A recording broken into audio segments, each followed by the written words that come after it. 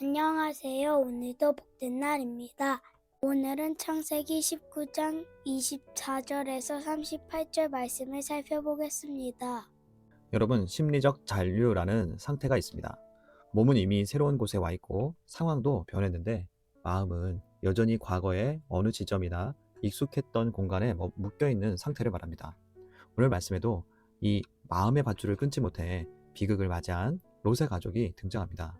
24절에서 26절입니다. 여호와께서 하늘 곧 여호와께로부터 유황과 불을 소돔과 고모라에 비같이 내리사 그 성들과 온 들과 성에 거주하는 모든 백성과 땅에 난 것을 다 엎어 멸하셨더라. 롯의 아내는 뒤를 돌아보았으므로 소금 기둥이 되었더라. 하나님은 하늘에서 유황과 불을 내리셨습니다. 내린 분이 바로 하나님이십니다. 노아 홍수 심판이 떠오르게 만드는 장면입니다. 하나님은 다시는 물로 심판하지 않겠다고 말씀하셨는데 심판의 도구가 바뀌었지만 여전히 심판하시는 하나님의 이라는 이미지가 될지도 모르겠습니다. 노아 홍수 때 심판을 하지 않겠다고 말씀하신 것은 하나님이 창조하신 세계를 유지시키시겠다는 약속입니다. 죄를 그냥 두겠다는 약속은 아닙니다. 성경에 등장하는 하나님의 심판은 회복이 불가능한 상태가 됐을 때였습니다. 소돔이 지금 그런 상태였습니다. 하나님은 세상을 포기하지 않으셨기 때문에 심판하시는 것입니다. 한편 유황과 불이 떨어지면 어떻게 됩니까? 화산이 폭발하는데 그 주변에 있는 사람은 숨을 못 쉰다고 합니다. 독한 가스가 나오기 때문입니다. 마치 이와 같이 유황이 불과 섞이면 독한 가스를 내게 하는 것입니다. 소돔의 상황은 불과 함께 독한 가스가 나니 더 이상 사람이 살 수 없는 도시가 되는 심판을 받은 것을 말씀한 것입니다. 이렇게 소돔과 그 땅의 죄악은 하나님의 심판으로 사라지게 됩니다. 이런 심판에서 구원받은 가족은 롯의 가족입니다. 하지만 롯의 아내는 뒤를 돌아보지 말라는 천사들의 경고를 듣지 않았습니다. 롯의 아내는 소금 기둥이 되며 소돔과 같은 심판을 받습니다. 단순한 호기심으로 인한 벌이 아닙니다. 히브리어 나바트는 주시하다, 즉 소돔에서 마음이 떠나지 못한 상태를 말하는 것입니다. 방향을 잘못 본 것이 아닌 몸은 떠났지만 마음은 소돔에 있는 상태였던 것입니다. 예수님은 제자들에게 마지막 때에 대해 경고하시면서 롯의 철을 기억하라 말씀하셨습니다. 구원받은 자로서 뒤돌아볼 만큼 붙잡고 있는 것이 있느냐 물으신 것입니다. 이런 긴박한 롯의 가족과 소돔의 상황과는 반대의 아브라함이 등장합니다. 27절에서 29절입니다. 아브라함이 그 아침에 일찍 일어나 여호와 앞에 서 있던 곳에 이르러 소돔과 고모라와 그 온 지역을 향하여 눈을 들어 연기가 옹기 가마에 연기같이 치솟음을 보았더라. 하나님이 그 지역의 성을 멸하실 때 곧 롯이 거주하는 성을 엎으실 때 하나님이 아브라함을 생각하사 롯을 그 엎으시는 중에서 내보내셨더라. 롯은 소돔을 떠나지 못하고 머뭇거리다가 천사들에 의해 나오게 됩니다. 롯의 아내의 마음은 소돔을 떠나지 못했습니다. 하지만 아브라함은 하나님과 두 천사들과 만났던 곳으로 나아갑니다. 그리고 그는 저 멀리서 소돔과 고모라가 받는 심판을 바라봅니다. 아브라함은 긴박할 필요 없는 하나님의 평강을 누리고 있습니다. 롯과 롯의 아내 그리고 두 딸들은 너무나도 연약하지만 아브라함은 하나님이 주신 평강 안에서 쉼을 누리고 있는 것입니다. 세상의 화려함 가운데 있지 않더라도 하나님의 평강 안에 있는 것이 안전입니다. 그것이 참된 평강임을 말씀하며 동시에 롯의 가족이 구원 얻을 수 있던 것은 복의 통로가 되는 아브라함 때문임을 다시 한번 확인해주는 말씀입니다. 롯의 가족은 연약했지만 하나님의 은혜로 구원받은 것입니다. 롯은 소알로 갔지만 소알도 소돔과 다를 바가 없었습니다. 소알도 곧 하나님의 심판을 받을 것 같은 두려움이 그에게 임합니다. 이어지는 30절 말씀입니다. 롯이 소알에 거주하기를 두려워하여 두 딸과 함께 소알에서 나와 산에 올라가 거주하되 그 두 딸과 함께 굴에 거주하였더니 롯은 결국 소알도 떠납니다. 그리고 천사가 처음에 도망가라고 했지만 거절했던 산으로 올라갑니다. 롯은 처음에 하나님 없는 안전을 원했습니다. 그래서 소알로 갔습니다. 하지만 소돔의 심판을 보자 소알도 아니었습니다.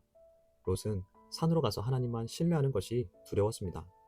하지만 이제 선택할 수 있는 것이 아무것도 없게 되자 어쩔 수 없이 산으로 가게 됩니다. 그리고 굴에 머물기로 작정합니다. 롯은 계속 나락으로 떨어질 상황에서 간당간당 하나님의 은혜로 인도됩니다. 롯의 삶을 보면 우리의 모습들이 보이는 것 같습니다. 아브라함과 땅을 선택할 때 물이 충분하고 좋은 땅을 고릅니다. 그리고 어느덧 하나님과 상관없는 삶을 살아가며 그 땅의 사람들과 같이 동화됩니다. 어떻게 살아가는 것이 하나님의 사람으로 살아가는지도 놓치며 살아갑니다. 아니, 세상이 살아가는 방향을 부러워하며 세상을 쫓느라고 분주하기도 합니다. 소돔의 심판이 임박해서 떠나야 할 때가 됐는데 미련이 남습니다.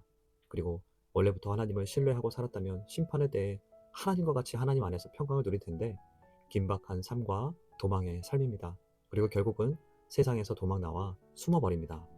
베드로전서 2장 7절은 롯에 대해 말씀합니다. 무법한 자들의 음란한 행실로 말미암아 고통당하는 의로운 롯을 건지셨으니. 롯은 하나님의 은혜로 건진받습니다. 축복의 통로인 아브라함으로 인해 받은 복이라고도 말씀하셨습니다. 그런데 어떤 분들은 지금까지의 롯에 대한 말씀과 베드로전서의 말씀을 정리하며 롯처럼 살아도 되겠네 하는 분들이 있습니다. 죄 짓고 싶은 대로 살아도 하나님이 결국 건져주실 건데 뭘. 난 아브라함과 같이 약속을 기다리며 어렵게 사는 것보다 내가 하고 싶은 대로 살다가 구원받은 채로 삶을 마칠래.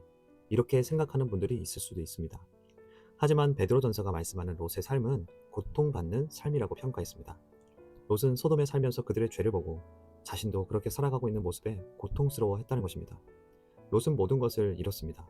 삶의 터전, 재산, 사랑하는 아내까지. 이런 결과를 보면서 롯은 아브라함처럼 선택하지 못하는 자신이 한심스러워했을지도 모르겠습니다. 롯의 연약함은 여기서 끝이 아닙니다. 이어지는 31절에서 33절입니다. 큰딸이 작은딸에게 이르되 우리 아버지는 늙으셨고 온 세상의 도리를 따라 우리의 배필될 사람이 이 땅에는 없으니 우리가 우리 아버지에게 술을 마시게 하고 동침하여 우리 아버지로 말미암아 후손을 이어가자 하고 그 밤에 그들이 아버지에게 술을 마시게 하고 큰딸이 들어가서 그 아버지와 동침하니라.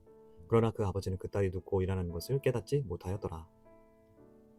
소돔이 멸망했고 굴에서 살아가게 된 상황에 롯의 딸들은 절망합니다. 일반적인 방법으로는 결혼할 남자를 만날 수 없을 것이라는 잘못된 생각을 합니다. 롯의 딸들은 소돔의 문화에 젖어 있었습니다. 후손을 잇는 것도 소돔에서 보고 배운 타락한 방식 그대로였습니다. 그들의 인생에는 하나님이 없었습니다. 결국 그들을 통해 낳은 후손들은 이스라엘의 대적으로 여러 차례 등장하는 모압과 암몬 자손들입니다. 36절에서 38절 말씀입니다. 롯의 두 딸이 아버지로 말미암아 임신하고 큰 딸은 아들을 낳아 이름을 모압이라 하였으니 오늘날 모압의 조상이요 작은 딸도 아들을 낳아 이름을 베남이라 하였으니 오늘날 암몬 자손의 조상이었더라. 말씀을 정리합니다. 소돔의 심판이 임했습니다. 롯의 아내는 마음이 소돔을 떠나지 못해 같은 심판을 받게 됩니다. 롯은 소알로 피했지만 두려워하여 원래 천사들의 말대로 산으로 피합니다. 딸들은 소돔에서의 삶처럼 롯을 통해 후손을 이어갑니다. 롯의 가족은 모두 몸만 탈출한 사람들이었습니다. 아브라함은 하나님을 만난 곁에 서 있었습니다. 멸망하는 소돔을 바라보고 하나님 안에서 평강을 누리지만 롯은 도망치고 있었고 결국 동굴에서 술 취해 있었습니다. 롯의 가족은 더 이상 성경에 등장하지 않습니다. 하나님은 가나안 입성을 앞둔 이스라엘에게 말씀하십니다. 너희는 이 민족과 다르게 살아야 한다. 소돔이 망한 것은 하나님을 그들의 삶에서 지은 사회였기 때문에 망했다. 하나님은 가나안 땅에 들어가서 하나님을 기준으로 살아가는 것을 말씀하시는 것입니다. 하나님은 오늘 우리에게도 말씀하십니다. 예수 그리스도의 은혜로 구원받은 인생이지만 다들 이렇게 산다. 어쩔 수 없다. 라고 생각할 때가 있습니다. 하나님은 이 말이 기준이 되는 순간 신앙은 생존 논리로 변질된다 말씀하십니다. 우리에게 구원 받았는가가 아니라 무엇을 기준으로 살아갈 것인가를 물으시는 것입니다. 말씀을 기억하며 하나님 앞에 섭니다. 하나님 안에 거하며 세상이 줄 수 없는 하나님의 사랑과 평강을 풍성히 누리기를 원합니다. 그래서 뒤돌아보게 만드는 미련을 붙들던 손을 놓을 수 있는 용기를 허락하여 주옵소서. 믿음의 삶을 사는 것이 우리에게 얼마나 복된 삶인지를 깨닫게 하시고 아브라함이 하나님 안에서 평강을 누린 것처럼 우리도 하나님 안에서 참된 평강을 누리게 하옵소서. 기도하며 나아가겠습니다.